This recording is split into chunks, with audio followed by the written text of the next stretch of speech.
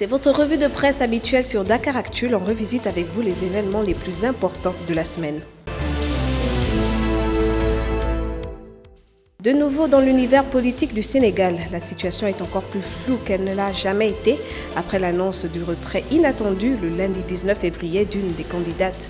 Pourtant en lice pour la présidentielle de 2024, l'on nomme ici Rose Wardini, auparavant arrêtée par la police en début février suite à des révélations sur les réseaux sociaux de sa double nationalité franco-sénégalaise. En plus de cette nouvelle, une autre qui s'est attirée des vives réactions, Demba Touré placé sous mandat de dépôt.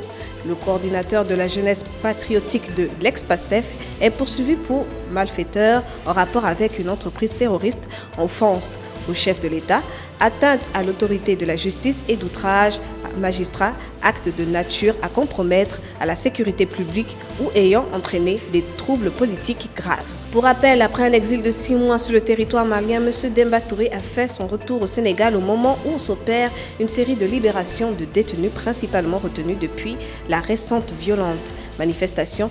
Mais le mandat d'arrêt international lancé à son encontre suit toujours son cours, comme l'a signifié le garde de Sceaux à l'occasion d'une conférence de presse. Le report des élections demeure encore au centre de toutes les attentions et des discussions et l'attente a été ainsi très grande hier soir pour la conférence de presse télévisée du chef de l'État Macky Sall. Cette sortie était très attendue depuis la décision de repousser l'élection présidentielle du 25 février, indique le quotidien L'Observateur, selon lequel Macky Sall a fait d'importantes précisions sur la fin de son mandat, la nouvelle date de l'élection présidentielle et les conditions de la concertation nationale qui démarre ce lundi. Mais visant la date exacte des élections, la presse internationale demeure sur sa faim, car en effet, d'après eux, le président de la République sénégalaise a fait fi sur les questionnements tournant autour de ce point particulier. À l'international, un des pères fondateurs de la Communauté économique des États de l'Afrique de l'Ouest, CEDEAO, a appelé mercredi à lever des sanctions contre des pays ouest-africains dirigés par des régimes militaires issus du coup de l'État à l'approche d'un sommet extraordinaire prévu samedi à Abuja. La CEDEAO est plongée dans une crise sans précédent depuis l'annonce fin janvier du Mali, du Niger et du Burkina Faso de leur retrait de l'organisation régionale. La région a été également secouée dernièrement par la décision soudaine du président Macky Sall de retarder les élections présidentielles au Sénégal. Depuis bientôt une année, la guerre s'enlise au Soudan, au Tchad voisin. La petite ville frontalière d'Adré est submergée par l'afflux de réfugiés. 500 000 personnes environ sont arrivées depuis le 10 mois écoulés. Ils s'entassent dans des abris fortunes aux alentours d'un port de béton jamais accordé à la route. Les autorités tchadiennes comme les humanitaires sont dépassées par l'ampleur de la situation. Fuir le danger nécessite effectivement d'être exposé à de violents dangers durant le voyage. Les hommes de l'ethnie Massali, une communauté non arabe, sont particulièrement persécutés.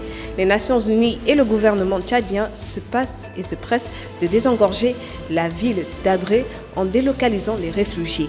Un éloignement de la frontière recommandé par l'ONU pour les protéger d'incursions ou pour éviter les recrutements par des groupes armés. Au Burkina Faso, les disparitions étranges se succèdent. Une figure de la société civile, Bassirou Bathio, a été enlevée mercredi à Ouagadougou par des individus se présentant comme étant des agents de l'État, a annoncé le mouvement dont il fait partie dans un communiqué transmis à l'AFP.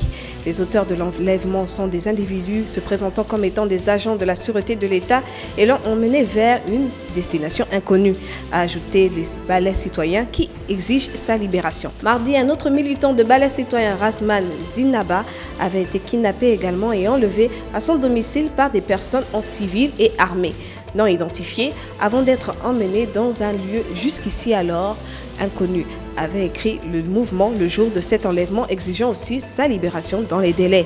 Pilier du Balais citoyen, mouvement d'insurrection populaire qui avait mené à la chute du régime de l'ancien président Blaise Compaoré en 2014, Bassirou Bathio et Rasmana Zinaba avaient tous deux été réquisitionnés par le régime militaire burkinabé pour lutter avec l'armée contre les violences djihadistes au sein du pays. C'était votre revue de presse sur Dakar Actu aux côtés de Chancel Florence. On se revoit la semaine prochaine. Passez un excellent week-end.